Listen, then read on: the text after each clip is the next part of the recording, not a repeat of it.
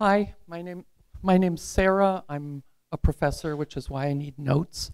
And I have 5 minutes to convince you that we should take the curriculum of the university and turn it completely inside out. So here we go. This is my classroom. This is my old classroom. And finally, after years of teaching in this classroom, I realized that it was the sensory deprivation chamber. Now, if you know what happens to people in sensory deprivation chambers, they lose the ability to think. So this is my new classroom, which is quite the opposite of a sensory deprivation chamber.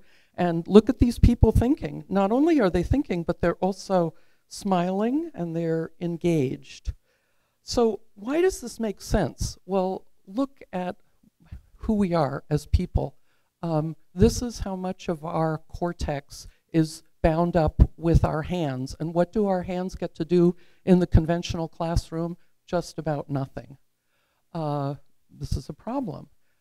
Why is it that we think of the one on the left, the Rodin statue, as the thinker? I argue that the one on the right, the Giacometti, the walking man, rather than the brooding man, is at least as good a way of representing thinking, and probably better. I think we'd get further in literally as well as figuratively if we thought that way. Now, we already know that when we're talking about little kids, kids learn very well with physical objects, but adults do too. That's the big secret that they won't tell you in college. Here are some colleagues of mine working with Lego, and I took Lego into my classroom and asked my students to build things with it. Here is something physical but also abstract. This student said, what I need in my personal learning space is reflection. Okay, here's the quiz. This is an abstraction. Explain it. You're all abstract thinkers, right? Well, what would you need to do, what would you need to know to be able to explain something crazy like this? If you were here when we talked about hyperbolic crochet, you may recognize this. Hyperbolic planes are an abstract mathematical object, but then they can be crocheted too, and then you get the coral reef. So I've started having all my students make things in my classes. I started this in my sustainable development class. And at the end I asked the students, well, you know, did you learn more? And they said, well, maybe we did, but what we really learned was that we could do something about these problems. And I thought, oh my God, you know, that was worth the entire semester.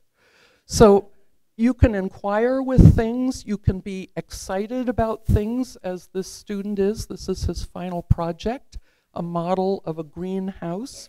And we know that emotion and engagement also facilitate learning in a huge way. Yo-Yo Ma talks about passion-driven education. I love that phrase, and we don't have enough of it. It's not just that passion is good, it's that it helps us think and to remember. And it was the germ of Seymour Papert's idea. He started by looking at soap sculptures in the art classroom and said, I want math to be like that.